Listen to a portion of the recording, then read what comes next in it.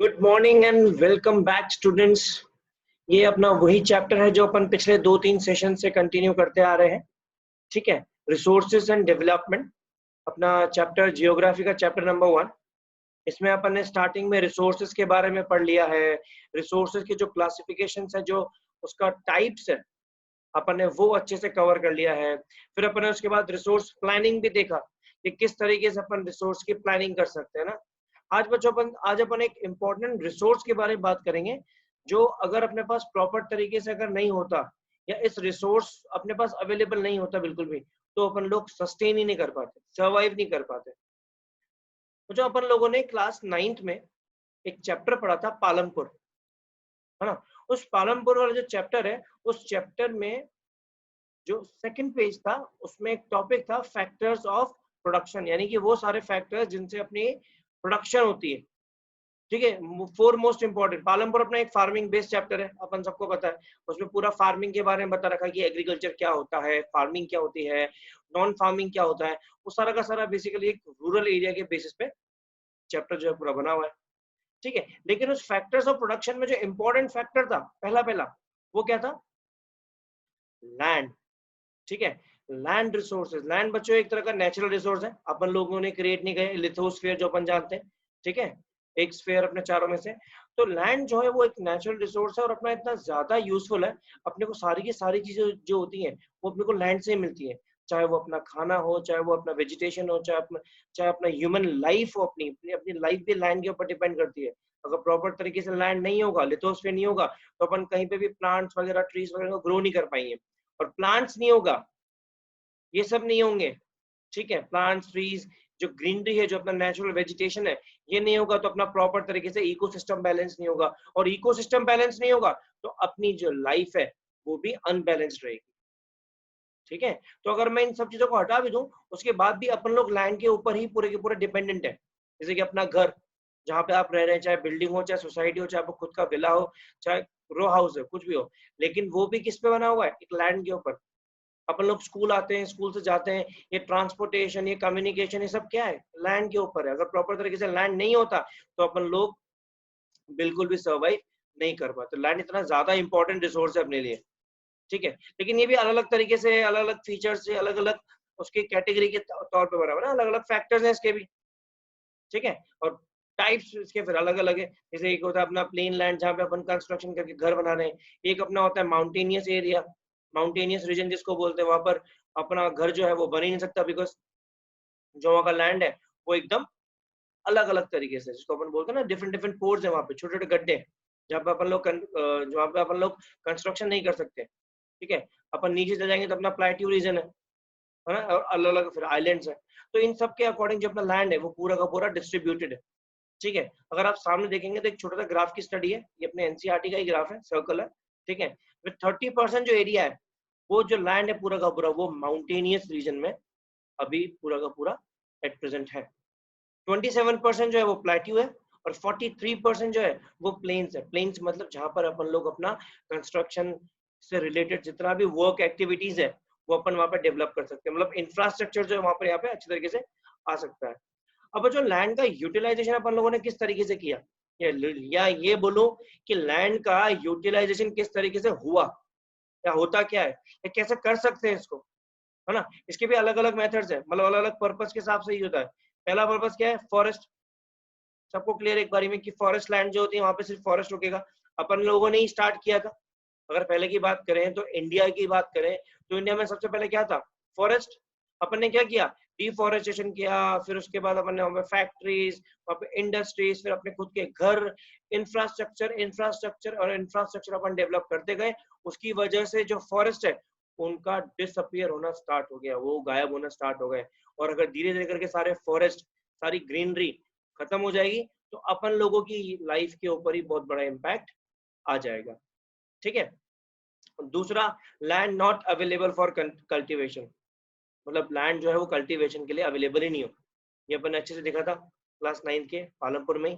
Waste land, ठीक है, वो एरिया वेस्ट लैंड का जहाँ पर अपना पूरा पत्थर है, माउंटेनियस रीजन है, मतलब अलग अलग एरिया जहाँ पे अपन लोग रहते हैं। अब मान लीजिए आपका जो घर है, जिस घर में आप रहते हैं या बिल्डिंग में रहते हैं, सोसाइटी में, क्या वहां पे नीचे आप कल्टीवेशन कर सकते हैं? अवेलेबल ही नहीं होगा ना, चांसेस ही नहीं, बिकॉज उसकी लैंड की जो फर्टिलिटी है वो पूरी की पूरी खत्म हो चुकी है। अपन ने वहाँ पे different different chemicals, different different fertilizers ये इसको डाला हुआ है, इसकी वजह जो लैंड है वो पूरा का पूरा अनफर्टाइल हो चुका है। वहाँ पे कल्टीवेशन नहीं होगा, वहाँ पे इंफ्रास्ट्रक्चर, वहाँ बिल्डिंग्स, वहाँ पे इवन रेलवे प्लेटफॉर्म्स, ट्रांसपोर्ट, ये सब चीजें जो है वो बन चुकी है। ठीक है, और इसी के अंदर दूसरा पॉइंट क्या है, land put to non agricultural uses. इसकी गवर्नमेंट ने ही परमिशन नहीं दे रखी कि भैया ये जो लैंड है ये एग्रीकल्चर पर्पस के लिए आप इसको यूटिलाइज या यूज नहीं कर सकते। ठीक है, उसके बाद है अपना थर्ड पॉइंट, फैलो लैंड्स। फैलो लैंड्स क्या होता है बच्चों, ध्यान समझना। फैलो लैंड्स एक तरीके से वो लैंड होती है जिसको अपन ने कल्टीवेशन अपने को करना तो है, लेकिन अपन ने पिछले 1 साल से उसमें कल्टीवेशन नहीं किया।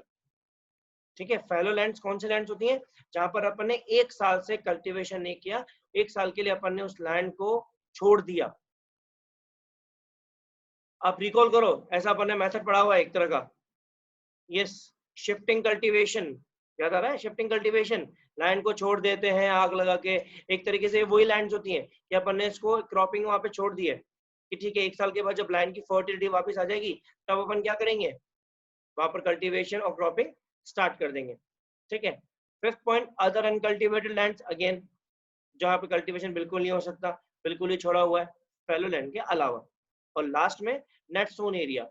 नेट सोन एरिया मतलब जहां प्रॉपर तरीके से एग्रीकल्चर या फार्मिंग एक्टिविटीज जो है वो कंटिन्यूस में चल रही। ठीक है, तो ये लैंड यूटिलाइजेशन के टॉपिक्स हैं, forest, land not available, fallow lands, other uncultivated lands and net sown area. ठीक है बच्चों, ये जो चैप्टर है अपना यहाँ से, ये मोर ओवर अब जो है लर्निंग पार्ट ज्यादा है। ठीक है, अपने को यही फोकस करना है कि जितना भी डेटा है वो डेटा आप लोगों को याद करना है ना। जो अंडरस्टैंडिंग का पार्ट था इस चैप्टर में वो था रिसोर्सेज एंड प्लानिंग। ठीक है, इसके बाद जो पूरा चैप्टर है अपना वो पूरा का पूरा डेटा बेस्ड है, जैसे कि अपन ने क्लास 9 में देखा था नेचुरल वेजिटेशन के साथ, थोड़ा बहुत अपन ने देखा क्लाइमेट के साथ, तो उसी तरीके से अपने को इसको लर्न करना है, अंडरस्टैंड करना है। ठीक है, अगला जो स्लाइड है अपनी वो है land use pattern in India. मतलब इंडिया के अंदर अपन किस तरीके से लैंड को यूटिलाइज कर रहे हैं, अलग अलग फैक्टर्स को देखते हुए। जैसे कि 2 फैक्टर्स जो है मेन मेन, एक फिजिकल और एक ह्यूमन। फिजिकल फैक्टर्स कैसे हो गए, वो फैक्टर जो सामने अपने विजिबल है, जहां पर मुझे पता है कि यार यहाँ पर तो कुछ भी नहीं हो सकता, है ना। जैसे अपना टोपोग्राफी, वहाँ का क्लाइमेट, वहाँ का सॉइल कैसा है, मतलब मान लो कि मुझे कल्टीवेशन करना, लेकिन जो क्लाइमेट है वो सूटेबल ही नहीं है मुझे राइस का, या मुझे कॉटन का, या मुझे जूट का, या शुगर केन का, किसी का भी अगर मुझे वहां पर ग्रो करना है क्रॉप को, वहां मुझे पूरा प्रॉपर फार्मिंग करनी है, लेकिन जो क्लाइमेट, मुझे सूटेबल क्लाइमेट जो चाहिए वो अवेलेबल ही ना हो तो नहीं हो पाएगी ना। तो ये फैक्टर्स भी इंपॉर्टेंट होते हैं। ठीक है, जैसा आपका क्लाइमेट है आपको उसके अकॉर्डिंग ही वहां पर क्रॉप्स को ग्रो करना पड़ता है। और फिर दूसरा ह्यूमन फैक्टर्स जैसे कि अपन लोग, कि भैया यहाँ पर पॉपुलेशन कितनी है, पॉपुलेशन के बाद हम जो क्रॉप को ग्रो करना चाह रहे हैं उससे रिलेटेड क्या हमारे पास होती टेक्नोलॉजी, क्या उससे रिलेटेड हमारे पास मशीनरी अवेलेबल है। ठीक है, जिसमें कल्चर एंड ट्रेडिशन का लिखा हुआ है। आप मान के चलो कि जो छोटे छोटे प्रोडक्ट्स होते हैं, मान लो मैं कि फार्मिंग से हट के अगर मैं डायरेक्ट प्रोडक्ट्स पे आऊँ, जो फूड प्रोडक्ट्स हैं, ईटेबल जो प्रोडक्ट्स होते हैं एडिबल, ठीक है, उन पे आऊँ, तो अपना इंडिया का कल्चर और ट्रेडिशन क्या है, यहाँ पर अपन बीफ नहीं खा सकते ना। तो मैकडोनल्ड की बात करें, ठीक है, मैकडी बर्गर सब जानते हैं ना, मैकडी की बात करें तो उसका सबसे ज्यादा बिकने वाला जो प्रोडक्ट है वो बीफ है, लेकिन इंडिया का कल्चर, इंडिया का ट्रेडिशन उसको मना करता है। ठीक है, तो इसी वजह से वो मैक बीफ यहाँ पर सेल आउट नहीं कर सकते। तो ये ऐसे बहुत सारे फैक्टर्स होते हैं जिसकी वजह से अपन लैंड का यूटिलाइजेशन उसके अकॉर्डिंग करते हैं, चाहे वो आपका टेक्नोलॉजी हो, जितनी आपकी वो पॉपुलेशन हो। अगर ज्यादा लोग वहां रहते हैं तो अगेन वहाँ पे प्रॉपर तरीके से फार्मिंग नहीं हो पाएगी, बिकॉज ज्यादा पॉपुलेशन होगी तो ऑटोमेटिक उनको रहने के लिए ज्यादा जगह चाहिए होगी, तो अपने को लैंड जो है वो कन्वर्ट करना पड़ेगा, इसमें कल्टिवेबल लैंड से हटा के उसको कन्वर्ट करना पड़ेगा कंस्ट्रक्शन लैंड में, ताकि अपन वहाँ कंस्ट्रक्शन कर सकें, लोगों को घर मिल सके। ठीक है बच्चों, ये जो उसके बाद अपना टॉपिक है वो वेस्ट लैंड। वेस्ट लैंड जैसे कि अपन अच्छे किस तरीके से पालमपुर में भी डिस्कस किया था कि वो लैंड जहाँ पर प्रॉपर तरीके से रोड है, रेलवे है, अपना घर है। मैंने अभी थोड़ी देर पहले आपको बताया कि अपना घर हो गया, अपना एरिड एरिया हो गया, एरिड मतलब सूखा, ठीक है, ड्रॉट वाला एरिया जहाँ बहुत ज्यादा सूखापन है, जहाँ पर कोई भी जो क्रॉप है वो ग्रो नहीं कर सकता। डिजर्ट में सिर्फ एक ही तरह का प्लांट ग्रो करता है, ठीक है, वो कौन सा है, कैक्टस। यस, डेजर्ट में सिर्फ एक कैक्टस है वही ग्रो कर सकता है, बिकॉज उसको वाटर इतना नहीं चाहिए होता है। बाकी जितने भी क्रॉप्स हैं उन सबको इक्विवेलेंट अमाउंट में वाटर की रिक्वायरमेंट रहती है। ठीक है, तो ये जो वेस्ट लैंड है इसको अपन प्रॉपर तरीके से कंजर्व करें, बना के चलें, ताकि अपना लैंड और खराब ना हो। ठीक है, ज्यादा अगर अपन रोडवेज करेंगे, ज्यादा अगर अपन रेलवेज को डेवलप करेंगे या रोड ज्यादा बनाएंगे, अपन उसमें जो डांबर होता है वो ज्यादा डालेंगे, तो लैंड कितनी पल्यूट हो रही है, लैंड कितनी खराब हो रही है। अपने को लैंड को बचाना भी तो है। अगर सारी की सारी लैंड खत्म हो जाएगी, सारी की सारी लैंड खराब हो जाएगी, तो फिर अपन फार्मिंग कैसे करेंगे, और प्रॉपर तरीके से फार्मिंग नहीं होगी तो फिर अपने पास जो फूड है, जो एडिबल आइटम्स है, जो अपने पास मेन चीज है जिससे अपना लिविंग थिंग है, वही अवेलेबल नहीं होगा। तो सब चीजें क्या होंगी, प्रिजर्व्ड होंगी। प्रिजर्व मतलब क्या होता है, केमिकल चीजें उसमें इंक्लूड होंगी। अपने को ये भी नहीं करना है। ठीक है, तो इतना अपने को इतना ध्यान रखना है कि जो जो चीजें अपन कर रहे हैं उसमें लैंड का डिग्रेडेशन यानी लैंड खराब नहीं हो। अपने को ऐसे करना है ताकि वो लैंड बची रहे, कंजर्व रहे। और वो कैसे कर सकते हैं अपन, उसके अलग अलग मेथड्स हैं।